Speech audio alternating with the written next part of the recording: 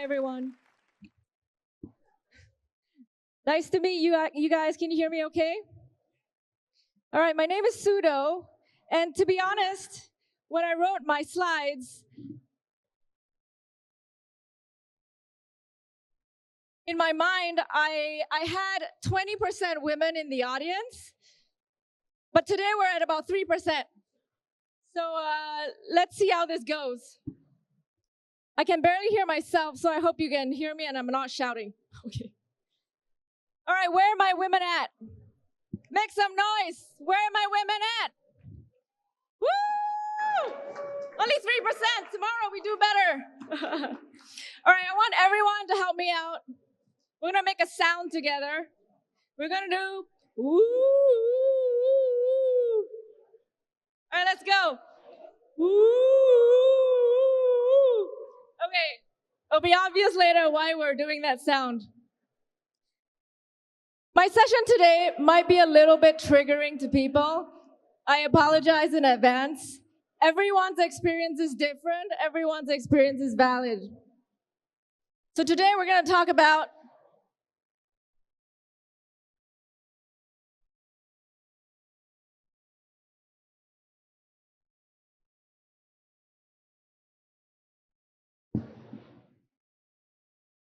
sexism.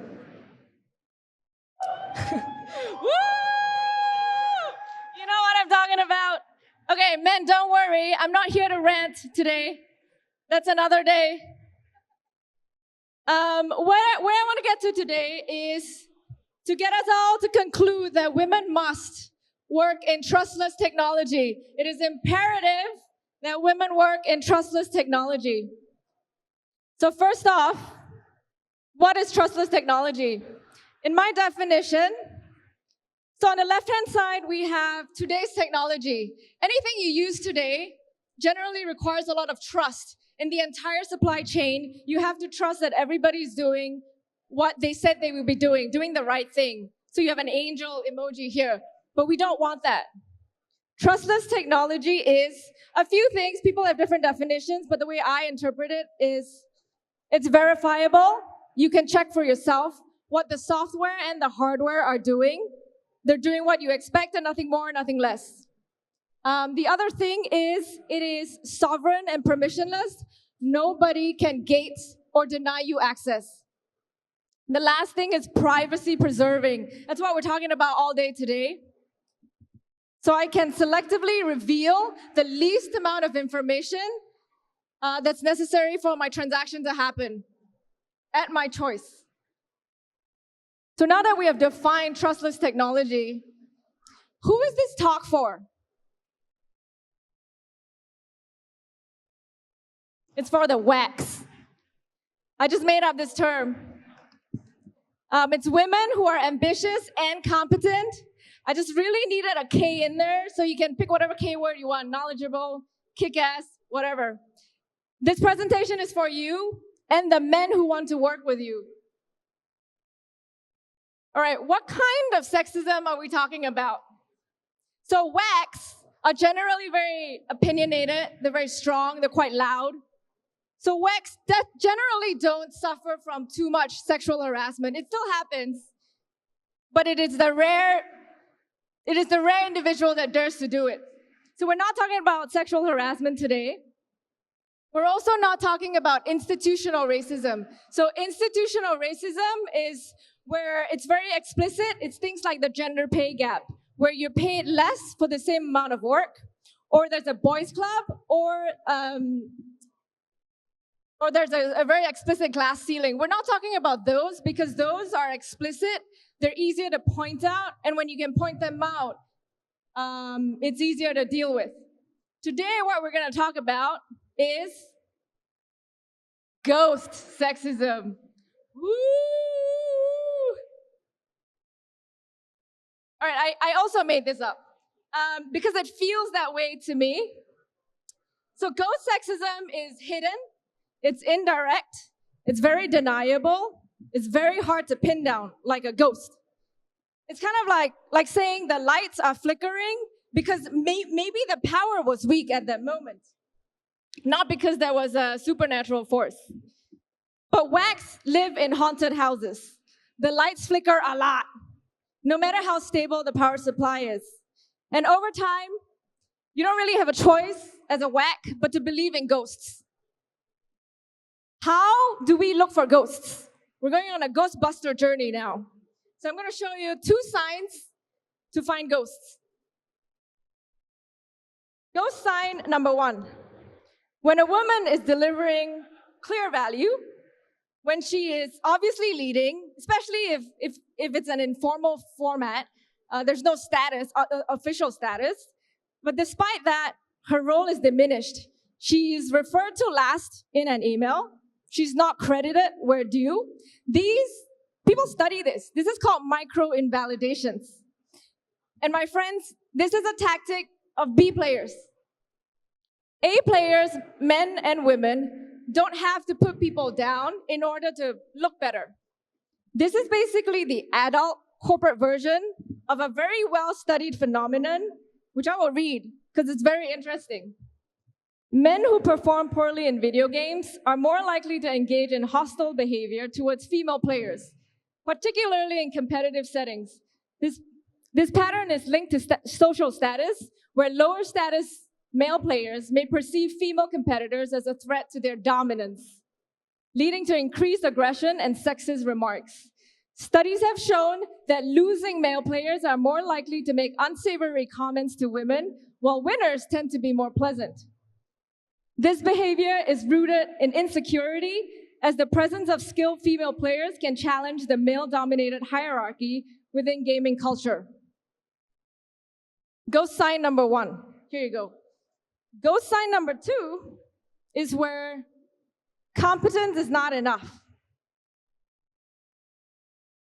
You're delivering value, you're leading, you're in charge. Everything looks good. But one day somebody takes you aside and says, hey, can you do all this, but can you also be more friendly? Can you be more warm? Can you smile more? This is actually an even more well-studied phenomenon called the double bind. A man can stop at being competent. A woman who is competent but not warm is negatively assessed. So you can only be competent if you are also warm. But warmth is generally correlated in people's minds with being less effective, less competent. That's why it's called a double bind. I've observed in East Asia a disproportionate number of women in leadership positions in the top financial companies. They're CEOs, CFOs, they're in the top brass. And I found that really strange. But one day I realized, after reading, watching, observing, I realized that's because they learned to play the game. They were aggressive, they were competent, they were sharp, but at the right moments, they knew when to seem warm, to seem approachable, to not look like a threat to the men above them who hold the keys to their promotion. I have a little personal anecdote. I was doing well at a company, and one day, the boss pulls me aside, one-on-one, and he asked me, can you use more emojis in Slack? I looked at him. The only emoji I wanted to use with him was not a smiley face. Right. So these are 2 ghost-busting signs to look out for. If it's still hard to tell, I have one litmus test. Would they have said or done that if you were male? And if the answer is, yeah, probably not, you have found a ghost. Okay, sorry guys. What on earth do ghosts have to do with trustless technology? So my theory is that trustless technology is to ghost sexism what property rights for women did for women's economic worthlessness about 100 years ago. So story time, about 1,000 years ago in medieval Europe, like literally 1,000 years ago, there was a legal practice that emerged called coverture. Basically, the moment a woman became a married woman, she disappeared. Her legal existence dissolved. She couldn't own any property. She can't retain the money that she earned. She cannot enter contracts. And everything she owned before marriage was no longer hers. So poof, She got married, she disappeared. She had no say, no power.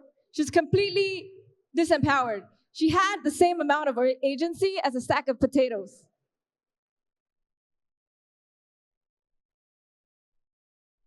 And then it took 800 years until 1839, all the way until 1900, when across the US in different states, married women property rights were enacted to take back some of this power. And this ultimately formed the core foundation of women being able to vote. Because honestly, if you don't matter, nobody needs you to vote. This is absolutely core to today's freedom. And so we see that